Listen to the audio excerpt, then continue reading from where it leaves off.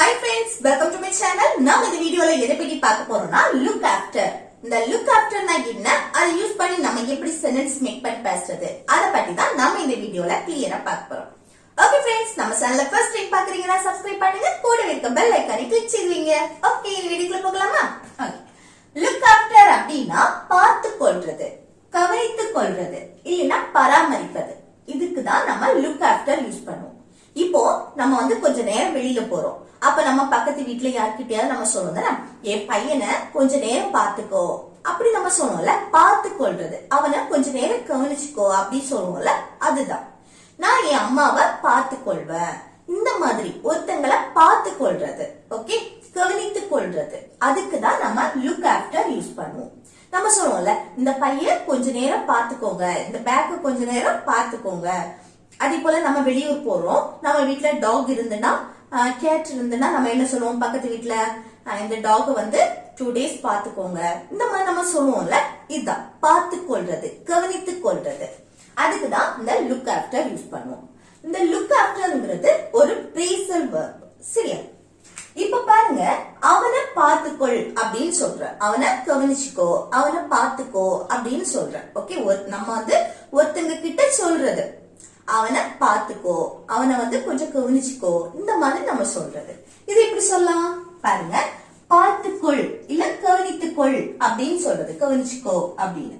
அப்ப பார்த்துக்கொள் அப்படின்னா லுக் ஆஃப்டர், லுக் ஆஃப்டர். அடுத்து அவனை, அவனைனா ஹிம். இது ஆப்ஜெக்ட், சப்ஜெக்ட் வரல, சோ ஆப்ஜெக்ட். இந்த சென்டென்ஸ் என்னது, சப்ஜெக்ட் வரல. அப்போ அவனை பார்த்துக்கோ அப்படின்னு நம்ம சொல்றோம். அப்ப எப்படி, லுக் ஆஃப்டர் ஹிம்.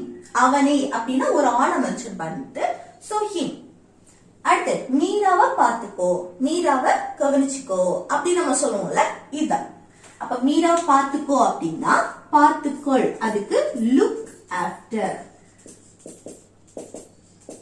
அடுத்து மீரா, அந்த நேம அப்படியே எழுதணும், சரியா?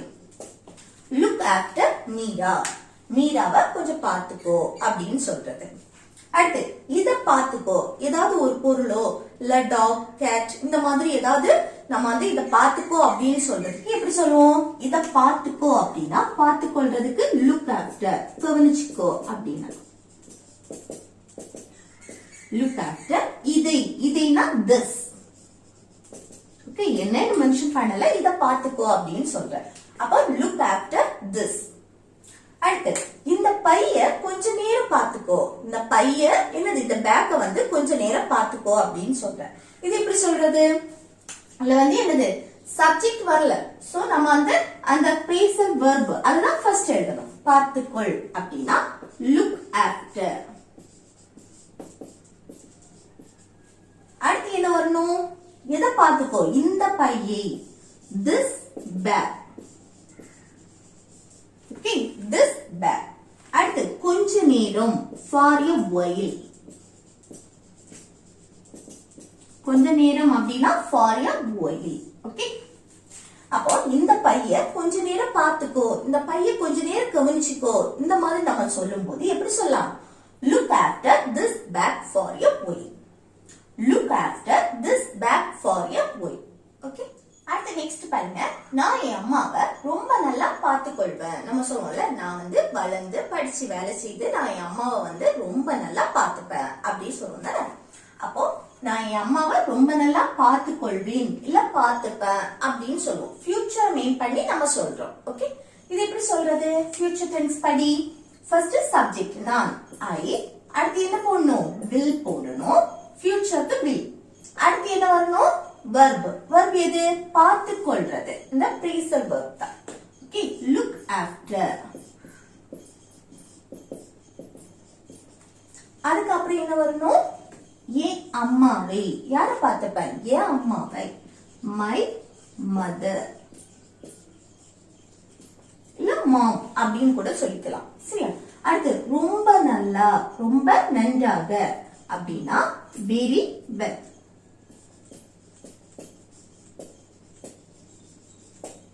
ஓகே, ரொம்ப நல்லா அப்படின்னா very well. அப்போ நான் என் அம்மாவை ரொம்ப நல்லா பாத்துப்பேன் அப்படின்னு சொல்றதுக்கு எப்படி சொல்லலாம்? I will look after my mother very well. Okay, I will look after my mother very well. Okay. அடுத்து, உங்களால என் பையனை கொஞ்ச நேரம் பார்த்துக்கொள்ள முடியுமா? நம்ம கேட்போம்ல, நான் இப்போ கொஞ்ச நேரம் வெளியில போறேன், கொஞ்ச நேரம் என் பையனை உங்களால பாத்துக்க முடியுமா அப்படின்னு கேட்போமா? பக்கத்துல யார்கிட்ட கேட்போம். இது எப்படி கேக்குறது பாருங்க, ஒரு செயலை செய்ய முடியுமா அப்படின்னு கேக்குறோம். அப்ப இங்க என்ன யூஸ் பண்ணி கேட்கணும்? கேன். ஓகே, ஒரு செயலை செய்ய முடியுமா அப்படின்னு கொஸ்டின் கேக்குறோம்னா அங்க கேன். ஓகே, கேன் போட்டாச்சு. அடுத்து என்ன வரணும்? சப்ஜெக்ட். உங்களால். உங்களால்னா யூ. உன்னால், உங்களால் எல்லாத்துக்குமே சப்ஜெக்ட் யூ. அதுக்கு அடுத்து வெர்ப், பார்த்து கொள்றது. Look after. Okay, look after. அதுக்கு அடுத்து என்னது? யார பார்த்து கொள்றது? என் பையனை. அப்போ என்ன இல்ல வரும்? My son. ஓகே, இல்ல என் பொண்ணை பாத்துக்க முடியுமா, என் மகளை பாத்துக்க முடியுமா அப்படின்னா மை டாட்டர். ஓகே, அடுத்து கொஞ்ச நேரம் அப்படின்னு சொல்லும்போது ஃபார் எ while.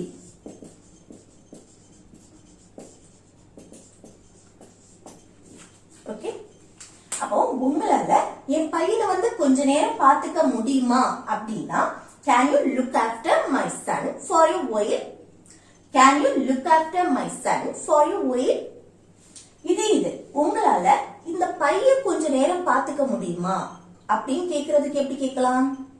உங்களால இந்த பையன், இந்த பேக், ஓகே, என் பையனை பாத்துக்க முடியுமான்னு பதிலா இந்த பேக் கொஞ்ச நேரம் பாத்துக்க முடியுமா அப்படின்னு சொல்றேன். அப்ப எப்படி? Can you look after my sonக்கு பதில் this bag. இந்த பேக் கொஞ்ச நேரம் பாத்துக்க முடியுமான்னு கேக்குறேன். இல்ல என்னுடைய பேக்னு சொல்லும்போது my bag. ஓகே, அப்ப this bag for you boy. Can you look after this bag for you boy? Okay, இந்த மாதிரி நீங்க சேஞ்ச் பண்ணி பேசலாம். அடுத்து, நான் வரும் வரைக்கும் இவனை பாத்துக்கோ. நான் வரும் வரைக்கும் என்னது? இவனை பாத்துக்கோ. இது எப்படி சொல்லலாம்? நான் வரும் வரை இது ஒரு செட்டு, இவனை பார்த்துக்கோ அடுத்த செட்டு தானே. அப்ப இவனை பார்த்துக்கோ அப்படின்னா இதுல சப்ஜெக்ட் வரல, சோ வெர்ப் தான் ஃபர்ஸ்ட் எழுதணும். அப்ப அந்த பார்த்துக்கொள் அதுக்கு என்னது? Look after. அடுத்து இவனை, இவனைனா ஹிம். அவனை, இவனை எல்லாமே ஹிம் தான், சரியா? இல்ல என் பையனை பார்த்துக்கோ அப்படின்னு சொல்லும்போது லுக் ஆஃப்டர் மை சன். இல்ல என் பொண்ணை பாத்துக்கோ அப்படின்னா look after my daughter. Okay, இந்த மாதிரி நம்ம சொல்லுவோம். அடுத்து நான் வரும் வரை, நான் வரும் வரைக்கும், அந்த வரை வரைக்கும் அதுக்கு அன்றில். அன்றில் போட்டாச்சு. அடுத்து என்னது? சப்ஜெக்ட் நான், ஐ. இத சிம்பிள் பிரசன்ஸ் படி சொல்லுவோம், சரியா? நான், ஐ. அடுத்து வெர்ப், வரக்கூடிய செயல். வாரதுக்கு இங்கிலீஷ்ல கம். ஓகே, அப்ப நான் வரும் வரைக்கும் இவனை பாத்துக்கோ அப்படின்னா look after him until I come. Look after him until I come. Okay, அடுத்து நெக்ஸ்ட் பாருங்க. அவன் உன்னை எப்படி பாத்துக்கொள்றான் அப்படின்னு கேட்போம்ல. அவன் உன்னை எப்படி பாத்துக்கொள்றான் அப்படின்னு இது எப்படி கேட்கலாம்?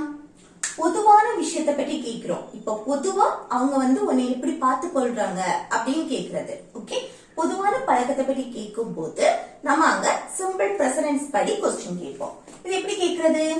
அவன் உன்னை எப்படி பாத்துக்கொள்றான். எப்படி, அதுக்கு ஹவ்.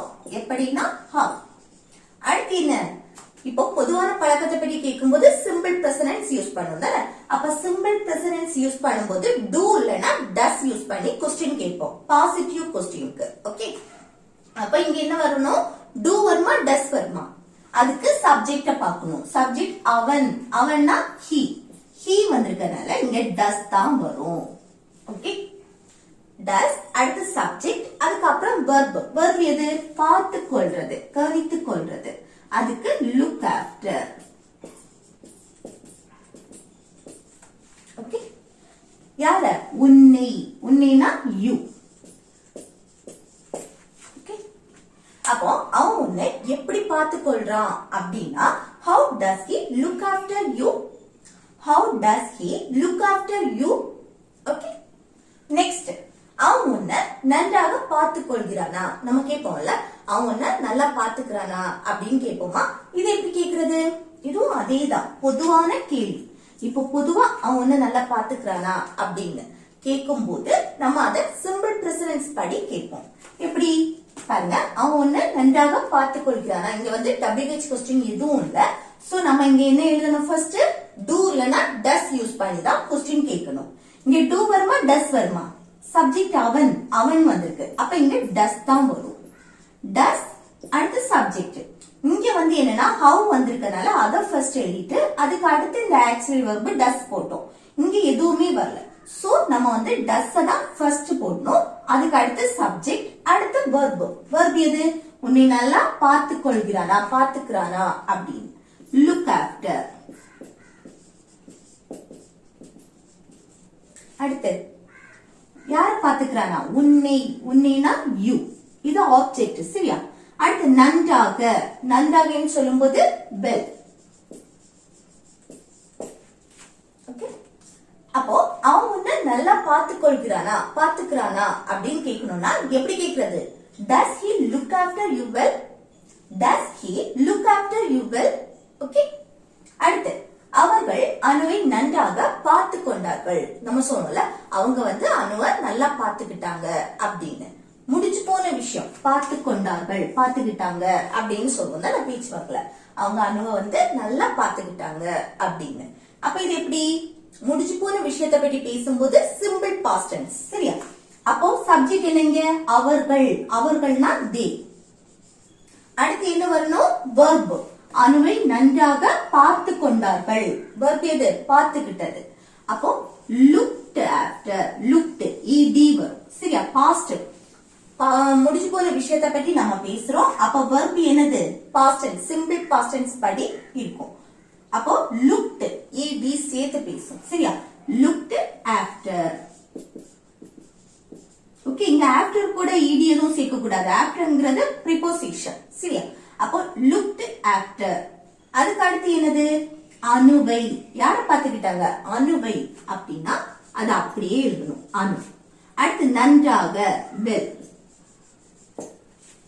ஓகே, அப்ப அவங்க வந்து அனுவை நல்லா பாத்துக்கிட்டாங்க அப்படின்னு சொல்றதுக்கு எப்படி சொல்லலாம்? they looked after Anu well. they looked after Anu well. அடுத்து நெக்ஸ்ட் பாருங்க, நான் அவளை கவனித்து கொள்ள மாட்டேன். நம்ம சொல்லுவோம்ல, நான் அவளை பாத்துக்க மாட்டேன் அப்படின்னு. நான் அவளை என்னது? பாத்துக்க மாட்டேன். ஃபியூச்சரை மெயின் பண்ணி நம்ம சொல்றோம், சரியா? நான் அவளை என்னது? பாத்துக்க மாட்டேன் அப்படின்னு. அப்போ பாத்துக்க மாட்டேன் அப்படின்னா ஃபியூச்சர்ல நெகட்டிவா பேசுறோம். ஓகே, அப்ப எப்படி? ஃபர்ஸ்ட் சப்ஜெக்ட் நான், நான்னா ஐ. அடுத்து என்ன? ஃபியூச்சர்ல நெகட்டிவா பேசும்போது ஓன்ட் சேர்ப்போம் தானே. அடுத்து சப்ஜெக்டுக்கு அடுத்து ஓன்ட். அதுக்கு அடுத்து verb. இங்க என்ன? அவளை கவனித்துக் கொள்ள மாட்டேன், பார்த்து கொள்ள மாட்டேன், பாத்துக்க மாட்டேன், எல்லாமே ஒண்ணுதான். அப்ப இங்க என்ன வரும்? look after. ஓகே, அடுத்து யார? அவளை, அவளைனா her. ஓகே, அப்போ நான் அவளை கவனித்துக் கொள்ள மாட்டேன், நான் அவளை பாத்துக்க மாட்டேன் அப்படின்னு சொல்லணும்னா I won't look after her. I won't look after her. Okay, அடுத்து நெக்ஸ்ட் பாருங்க, நான் அவளை 5 வருஷமா பார்த்து கொள்றேன். நம்ம சொன்னோம்ல, நான் அவளை வந்து 5 வருஷமா என்னது? பாத்துக்கிட்டு இருக்கேன், கவனிச்சிட்டு இருக்கேன், பராமரிச்சிட்டு இருக்கேன் அப்படின்னு சொல்றது. ஓகே, அப்போ இது எப்படி சொல்றது? இத பாருங்க, 5 வருடமாக, அந்த டைம் பீரியட் நம்ம மென்ஷன் பண்றோம். 5 வருடமாக. அப்ப 5 வருஷத்துல தொடர்ந்து அந்த இது நடந்துட்டே, அந்த செயல் நடந்துட்டே இருக்கு. அது இப்பவும் கண்டினியூ ஆயிட்டே தான் இருக்கு. ஓகே, அப்போ கடந்த காலத்துல எப்போ ஸ்டார்ட் ஆச்சுன்னு சொல்லிட்டு அந்த டைம் பீரியட் நம்ம மென்ஷன் பண்றோம். அப்போல இருந்து இப்ப வரைக்கும் அது என்னது? முடியாம கண்டினியூ ஆயிட்டே இருக்கு அப்படின்னா அது present perfect continuous tense. Okay, அப்ப எப்படி சொல்றது? பாருங்க, இப்ப வரைக்கும் அது என்னது? நடந்துட்டே தான் இருக்கு. அப்ப அந்த டைம் பீரியட் நம்ம மென்ஷன் பண்ணிருக்கோம், எப்போல இருந்து அப்படின்னு சொல்லிட்டு. அப்ப அது பிரசன்ட் பெர்ஃபெக்ட் கண்டினியூஸ் டென்ஸ் படி எப்படி சொல்றதுன்னா, ஃபர்ஸ்ட் சப்ஜெக்ட் நான், நான்னா ஐ. அடுத்து என்ன வரணும்னா have been இல்லனா has been போடணும். இங்க சப்ஜெக்ட் ஐ வந்திருக்கனால have been, have been. Okay, have been போட்டாச்சு. அடுத்து என்னன்னா verb. அந்த verb ing ஃபார்ம்ல இருக்கும். verb என்ன? அவளை 5 வருடமாக பார்த்துக் கொள்கிறேன், கவனித்துக் கொள்கிறேன், பராமரித்துக் கொள்றேன் அப்படின்னு. அப்ப என்ன? looking. looking after. Okay, looking after அந்த verb கூட ing சேர்த்து தான் நம்ம எழுதுவோம். அப்ப looking after. அடுத்து யார? அவளை. அவளைனா her ஆப்ஜெக்ட். சரியா? அடுத்து 5 வருடங்களாக அந்த ஆக அதுக்கு for போடணும். சரியா? for போட்டு அடுத்து 5 years. ஓகே, அப்போ நான் அவளை 5 வருடமாக பார்த்து கொள்றேன் அப்படின்னு சொல்றதுக்கு எப்படி சொல்லலாம்? I have been looking after her for 5 years. Okay, I have been looking after her for 5 years. Okay, அடுத்து நான் ஏன் அவளை பார்த்துக்கணும்? நம்ம கேட்போம்ல, நான் ஏன் அவளை பார்த்துக்கணும். அந்த பார்த்துக்கணும் இல்ல பார்த்துக்க வேண்டும் அப்படின்னு சொல்லும்போது அங்க should யூஸ் பண்ணி क्वेश्चन கேட்போம் தானே. அப்ப நான் ஏன் அவளை பார்த்துக்கணும் அங்க should யூஸ் பண்ணுவோம். பார்த்துக்கணும், பார்த்துக்க வேண்டும், வேண்டும் அதுக்கும் லாஸ்ட் பார்த்துக்கணும் நும்னு வரும்போது. சரியா? அப்ப இது வந்து should யூஸ் பண்ணுவோம். அப்ப எப்படி? நான் ஏன் ஒரு செயலை செய்ய வேண்டும் அப்படின்னு அர்த்தம். அப்போ பாருங்க, should யூஸ் பண்ணி எப்படி क्वेश्चन கேக்குறது? ஃபர்ஸ்ட் ஏன் WH இருக்கா, அதனால அத ஃபர்ஸ்ட் எழுதணும். ஏன்னா why, அடுத்ததா should வரும். இந்த why இல்லைன்னு சொன்னா இந்த should தான் நம்ம ஃபர்ஸ்ட் எடுப்போம். சரியா? இல்ல why WH क्वेश्चन இருக்கனால அத ஃபர்ஸ்ட் எழுதிட்டு அடுத்து should வரும். அடுத்து என்னன்னா சப்ஜெக்ட் நான் I. அடுத்து பார்த்துக்கணும் verb look after. look after. அடுத்து அவளை. அவளைனா her ஒரு பொண்ணை நம்ம மென்ஷன் பண்றது. சரியா? அப்ப நான் ஏன் அவளை பார்த்துக்கணும், நான் ஏன் அவளை கவனிக்கணும் இந்த மாதிரி கேட்கும்போது why should I look after her? why should I look after her? Okay, அடுத்து லாஸ்ட் ஒன் பாருங்க, நீ ஏன் அவனை நன்றாக பார்த்து கொள்ளவில்லை. நம்ம கேட்போம்ல, நீ ஏன் அவனை நல்லா பார்த்துக்கல அப்படின்னு. முடிச்சு போன விஷயத்தை பத்தி क्वेश्चन கேட்கிறோம். இந்த லாஸ்ட் ஒன் வந்து ஹோம்வொர்க். சரியா? முடிச்சு போன விஷயம் பார்த்துக்கல, பார்த்து கொள்ளவில்லை அப்படின்னு கேட்கிறது. ஓகே, இது எப்படி கேட்கிறதுன்னு கமெண்ட் பாக்ஸ்ல கமெண்ட் பண்ணுங்க. ஓகே ஃப்ரெண்ட்ஸ், இந்த வீடியோ உங்களுக்கு பிடிச்சிருந்தா லைக் பண்ணி கமெண்ட் பண்ணுங்க. ஓகே,